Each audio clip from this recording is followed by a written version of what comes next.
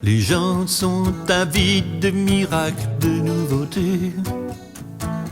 Viens, aime Jésus et Marie par ton talent. Salut, salut, je suis Hermanie Lando du Forum des intellectuels catholiques de la paroisse Saint-Joseph de Bafoussam Cathédrale. Aujourd'hui, je veux que nous discutions sur un sujet important pour la jeunesse. Il s'agit de l'influence des images sur leur comportement. Comprenons d'abord que dans le domaine éducatif, l'image est un bon moyen qui facilite la compréhension et la mémorisation.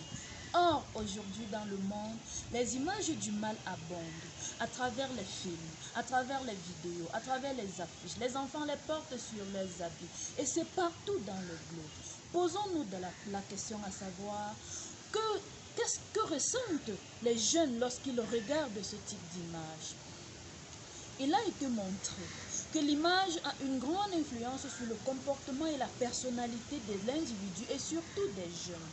Car une exposition prolongée aux images de violence, par exemple, est susceptible d'entraîner une augmentation des comportements violents, une baisse de culpabilité, une augmentation de sentiments d'insécurité, la diminution de l'empathie envers les victimes de violences. Voilà pourquoi, avec cette habituation, la souffrance, la violence, la douleur sont désormais tellement banales dans notre société car on est habitué à leur présence. Ce qui fait en sorte que les jeunes aujourd'hui, les individus perdent ce qu'il y a de plus important à l'être humain, à l'enfant de Dieu, l'amour. Je vous invite à regarder ces images qui sont véhiculées dans la société pour comprendre exactement de quoi je suis en train de parler. Vous comprenez donc que la cible majeure de ces images démoniaques, c'est la jeunesse. Nous devons donc savoir que c'est extrêmement dangereux pour celle-ci, car la jeunesse et surtout l'adolescence est encore en période, est dans une période où ils sont encore en train de construire leur personnalité. Et cette personnalité se construit par les interactions avec l'environnement. Ils sont encore dans une période d'exploration, d'apprentissage. C'est une cible en quête d'identité. Alors, les images qui leur sont véhiculées, les images de Satan se révoltant contre Dieu, les poussent eux-mêmes à marquer une grande opposition à l'autorité parentale, par souci de s'individualiser.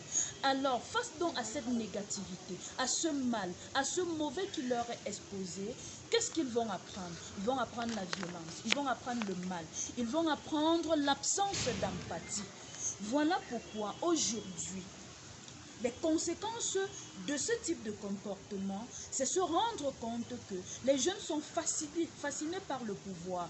Ils sont fascinés par la toute-puissance. Ils sont fascinés par l'absence de limites, par la liberté absolue et plein d'autres choses de ce genre. Pourquoi? Parce que leurs modèles, qui sont les stars, ils vivent dans des palais aussi luxueux et somptueux que douteux. Parce que les images qu'ils portent ne véhiculent que du mal. Voilà pourquoi les enfants ne savent plus chercher. Ils ne savent plus persévérer. Ils veulent tout avoir tout de suite et maintenant. Ce qui les conduit à quoi? À des conséquences telles que la violence exacerbée que nous constatons dans les établissements aujourd'hui, les mauvaises conduites, la consommation d'alcool et de stupéfiants, les mauvaises pratiques sexuelles, la sexualité désordonnée et surtout les phénomènes de porte magique dans les établissements et les milieux jeunes. Frères et sœurs, il ne s'agit pas de faire peur ni de diaboliser, mais d'amener à prendre conscience que les modèles que nos enfants ont aujourd'hui, les images qui sont véhiculées dans leur milieu, les amènent à leur perdition. Voilà pourquoi le FIC, Forum des intellectuels catholiques, s'est donné pour mission de faire la lumière sur ce monde obscur.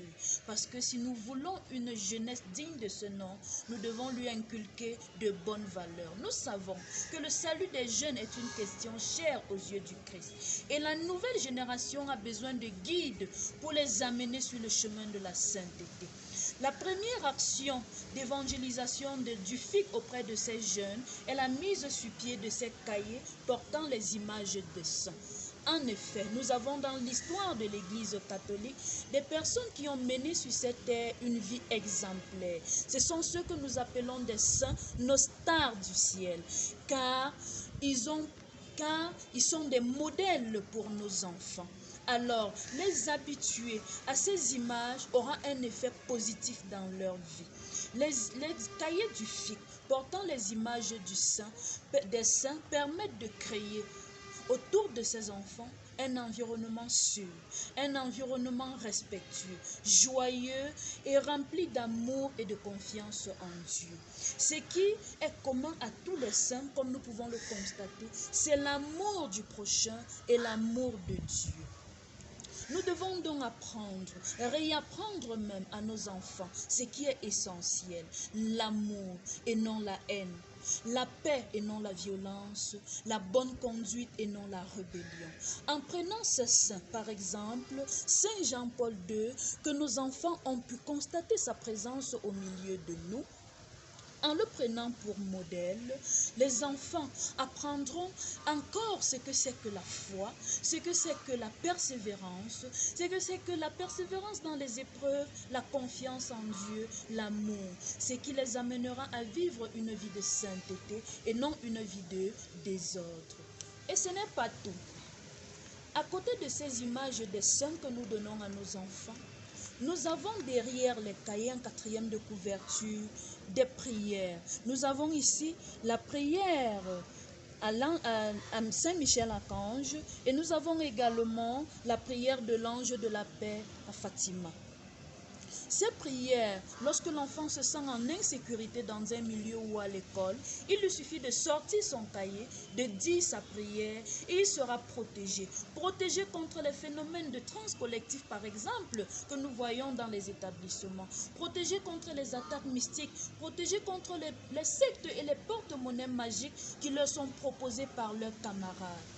Chers parents, ces prières sont pour eux une protection puissante contre ces phénomènes. L'enfant n'a pas besoin même de dire toute la prière. Il lui suffit également tout simplement de dire « Saint Jean-Paul II, priez pour nous » lorsqu'il se sent en insécurité. Et à partir de là, il sera protégé contre tout cela. Au-delà de ces images, de ces prières, nous avons ici la table de multiplication qui sont sur tous les cahiers et qui aident les enfants à la mémorisation. Nous avons également le fait que ces cahiers sont de très bonne qualité. La couverture est de très bonne qualité et assez solide. Les lignes du cahier, quant à elles, sont très bien faites et assez solides pour permettre à l'enfant de garder un cahier en bon état durant toute l'année scolaire. Chers parents, chers frères et sœurs, donnons à nos enfants ce qu'il y a de meilleur, ce qui les pousse à développer leurs talents, les talents que le Seigneur a mis en eux. Nous allons voir ici, sur ces cahiers, mon objectif de vie. Ceci pousse l'enfant à penser à l'avenir, à ne pas seulement faire l'école, mais à réfléchir à ce qu'il deviendra avec ce qu'il est en train d'apprendre. Là, nous mettons des cahiers qui donnent seulement des modèles aux enfants, mais qui amènent les enfants à utiliser les talents que le Seigneur a mis en eux.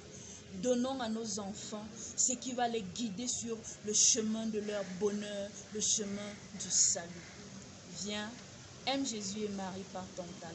Merci.